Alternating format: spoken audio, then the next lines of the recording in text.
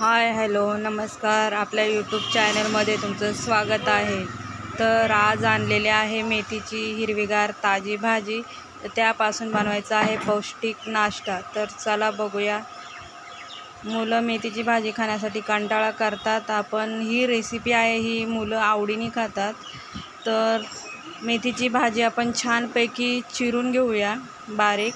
मी मेथीची भाजी अगोदर निवडून घेतली होती, त्यानंतर धुवून घेतली आणि त्यानंतर थोडा वेळ सुकू दिली आणि व्यवस्थित सुकल्यानंतर मी तिला कापायला घेतलेलं आहे.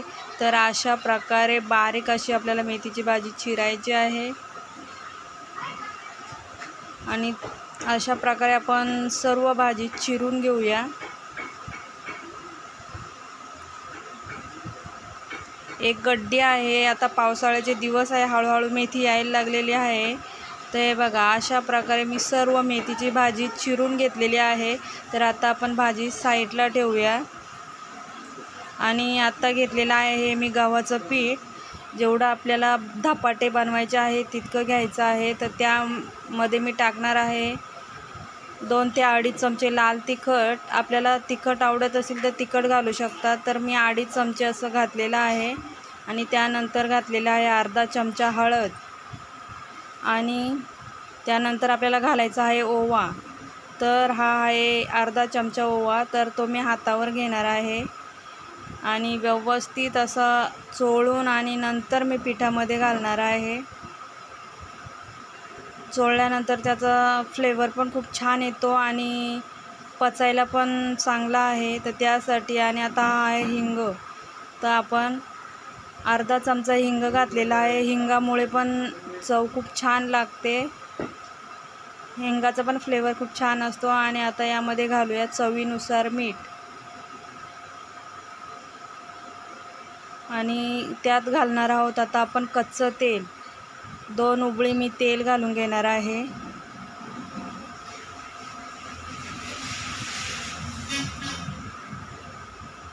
तेल घालून झाल्याच्या हे तेल कच्चं आहे आणि तेल घालून झाल्यानंतर सर्व आपण मिक्स करून घेऊया पिठामध्ये.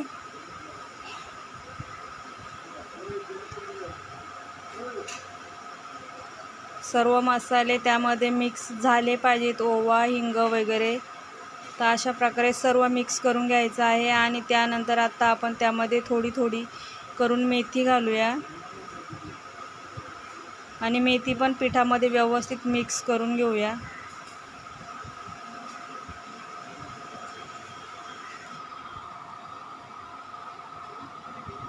अशा प्रकारे सर्व मेथी आता आपण पिठामध्ये मिक्स करून घेणार आहोत.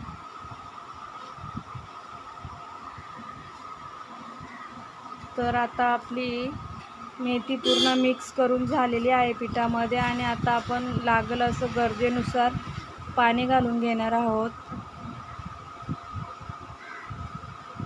पाणी आपल्याला थोडं थोडंच घालायचं आहे आणि व्यवस्थित आपल्याला पीठ मळून घ्यायचं आहे. मेथी पण पूर्ण पिठामध्ये मिक्स झाली पाहिजे. तर अशा प्रकारे सर्व मळून घेऊया. तर आता आपला हा पिठाचा गोळा मळून पूर्ण तयार आहे व्यवस्थित. तर आता आपण याचे धपाटे लाटणार आहोत. तर आता आपण पीठ साईडला ठेवूया आणि पोळपाटावरती छोटे छोटे असे गोळे तयार करून छोटे छोटे असे धपाटे लाटून घेणार आहोत.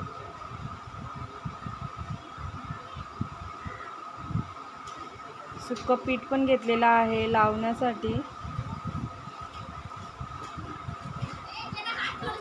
तर अशा प्रकारे गोळा तयार करायचा आहे आणि पिठामध्ये घोळून आणि छानपैकी लाटून घ्यायचा आहे पातळ असा.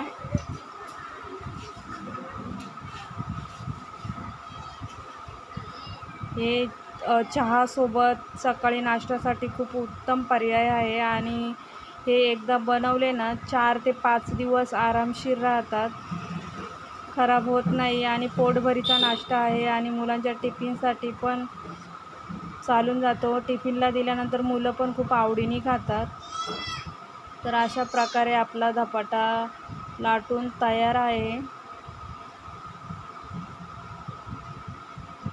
पातळ असा लाटलेला आहे. आणि आता त्यानंतर आपण गॅसवरती तवा तापत ठेवलेला आहे. तर आता तव्यावरती असं तेल घालून घ्यायचं आहे. तेलामध्येच भाजायचा आहे आपल्याला हा पराठा धपाटा. तर आता आपण त्यावरती धपाटा घालून घेऊया. जास्त मोठे नाही बनवायचे, छोटे छोटेच बनवायचे. आणि वरतून पण व्यवस्थित तेल लावून घेऊया.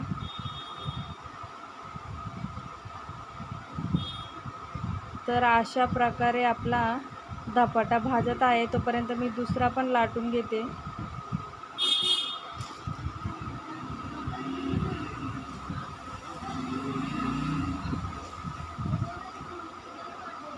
छानपैकी खरपूस दोन्ही साईडनी भाजायचा आहे आपल्याला.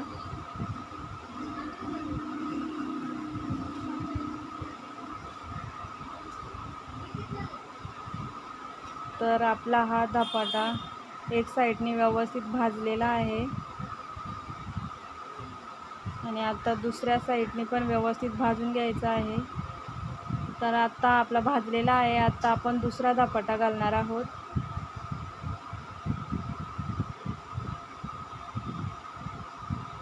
त्याला पण आपण तेल परत घालायचं आहे. आणि परत टाकून वरतून परत त्याला तेल लावायचं आहे. याचा फ्लेवर, मेथीचा फ्लेवर खूप छान लागतो या धपाट्यामध्ये. कुठं फिरायला जाण्यासाठी पण 2 ते 3 दिवस सोबत नेलं तरी पण चालेल. तर अशा प्रकारे एक साईड भाजलेली आहे. अशा प्रकारे सर्व धपाटे लाटून घेऊया. तर अशा प्रकारे आपले सर्व धपाटे लाटून झालेले आहेत. चहासोबत नाश्त्यासाठी खूप उत्तम पर्याय आहे. व्हिडिओ आवडल्यास लाईक करा, कमेंट करा. चला बाय.